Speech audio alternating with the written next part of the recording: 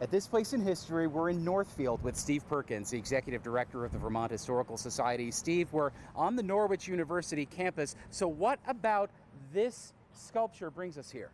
Well, Mike, we're going to be talking about Ernest Harmon, who had a very long and storied career relating to Norwich, the world, the Olympics. Anyway, on the bottom of the statue, it says athlete, soldier, educator. We're going to talk about the athlete and the educator first. And Andrew Liptak, who works for us at the Vermont Historical Society, has been doing research on Harmon. Harmon was born in Lowell, Massachusetts, and at an early age he was orphaned. So he went up with relatives to Newbury, Vermont, and in 1912 he joined Norwich University's class of 1916 as a cadet.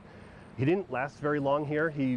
What happened a lot in those early days is students would come here and then go off to other academies. So he went over to West Point over in New York. He was engaged in a bunch of sports, football, hockey, horse riding, and boxing. And he graduated there and then basically commissioned into the military and went into the cavalry unit. And he was an Olympian 100 years ago. The last time the Olympics were held in Paris was 1924, and Harmon was there.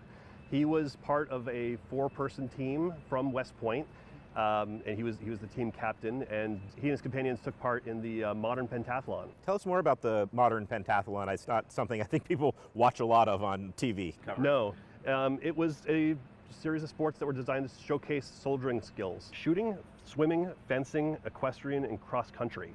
He finished kind of far down in the field. Overall, 31st. The Norwich Archives holds a really special piece that relates to Harmon. Can you tell us about that? Because he was a student here and eventually the president of the university, they've got a lot of records. One of the records is a scrapbook from the Olympics. It's several pages of photographs that are attributed to him. Now that's the athlete portion of his background, and Andrew, I understand that he brought the educator portion of his background to full fruition here at Norwich too. Yeah, so after he came back from the First World War, he went to West Point and taught for a little while. Then he came back to Norwich and was a military instructor, and he became the commandant of cadets here. So he was there for 4 years. After that, he went off and basically rose to the ranks of the military. As a cavalry officer, the Army was switching over to armored cavalry, and that will be a big part of his life later on.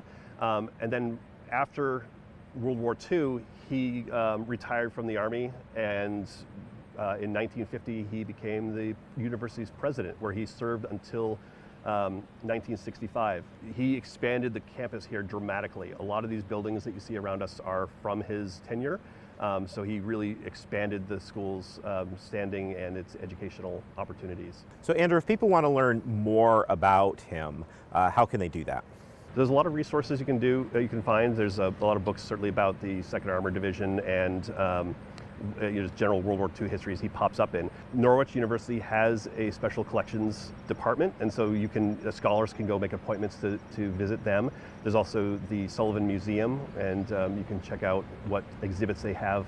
And he wrote an autobiography called Combat Commander, which details his life as an athlete and soldier. We'll explore Ernest Harmon's life as a soldier next week at This Place in History.